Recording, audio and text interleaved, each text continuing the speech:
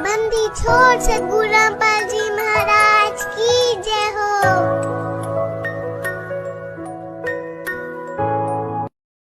परमेश्वर कबीर साहब जी महाराष्ट्र के पंढरपुर के पास एक आश्रम बनाकर सत्संग किया करते थे। सत्संग में ज्ञान की बातें बताते थे जो सभी लोगों को बहुत अच्छी लगती थी। श्रद्धालु लोग कबीर साहिब जी के ज्ञान से प्रभावित होकर नाम दीक्षा लेकर भक्ति करने लगते थे। धीरे धीरे उनको को भक्ति करने से बहुत से चमत्कार भी होते थे। कबीर साहब जी के सत्संग समागम में लोग बड़ी उमंग से आते थे।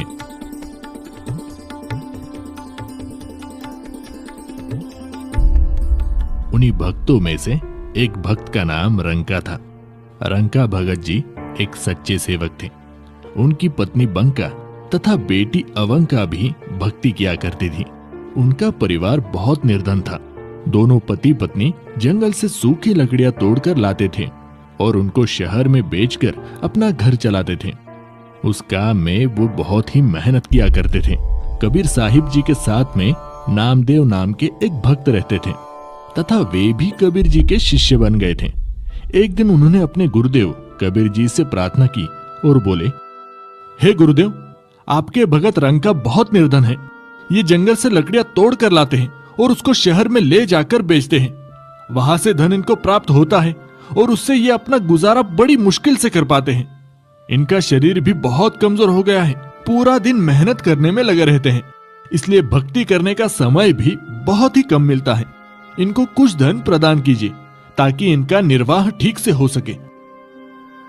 कबीर साहिब जी ने कहा, भक्त नामदेव, मैंने इनको धन देने की बहुत बार कोशिश की, परंतु ये लेते ही नहीं। हे गुरुदेव, आप फिर से धन दीजिए, ये अब की बार अवश्य लेंगे। बड़े दुखी है दोनों। ठीक है बेटा, समय आने दो। एक दिन रंका और बंका रोजाना की तरह जंगल से लकड़ियां सिर पर लेकर आ रहे थे। जिस रास्ते से वे दोनों आ रहे थे तो कबीर जी अपने शिष्य नामदेव जी को साथ लेकर उसी रास्ते पर आ गए।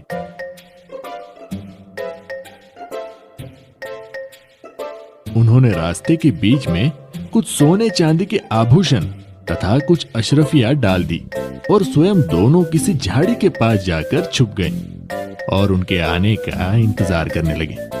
कुछ देर बाद रंका लकड़ियां सिर पर लेकर आगे आगे चल रहा था।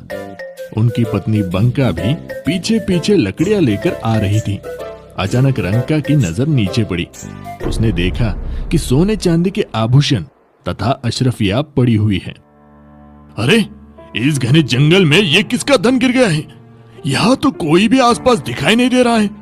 ये धन जिसका भी होगा, ऐसे हम प्रयोग भी नहीं कर सकते। लेकिन मेरी पत्नी मेरे पीछे पीछे आ रही है। कहीं उसकी नजर इन पर पड़ गई तो वो भक्ति में विचलित हो सकती है, क्योंकि स्त्री को आभूषण बहुत प्रिय होते हैं। कहीं उसके मन में लालच आ गया तो सारा काम बिगड़ जाएगा। ये विचार करके सारे धन को छुपाने के लिए उस पर पैरों से मिट्टी डालने लग गया। बंका की नजर अपनी पति की गतिविधियों पर पड़ी तो उसे बात समझते देर न लगी और दूर से ही कहने लगी, चलो चलो भगत जी, मिट्टी पे मिट्टी क्यों डाल रहे हो? हाँ हाँ, चलो घर चलते हैं, आज तो बहुत देर हो गई। फिर दोनों पति पत्नी उस सारे धन को लांघकर घर चले गए। देख लो नामदेव, अब मैं क्या करूं, ये धन लेते ही नहीं। नामदेव जी को भी एहसास हो गया कि उनके लिए ये धन तो मिट्टी के समान है। वास्तव में धन तो राम नाम की भक्ति का धन होता है जो कभी भी नष्ट नहीं होता। ये इतना निर्धन होते हुए भी भगवान के दिए में खुश थे।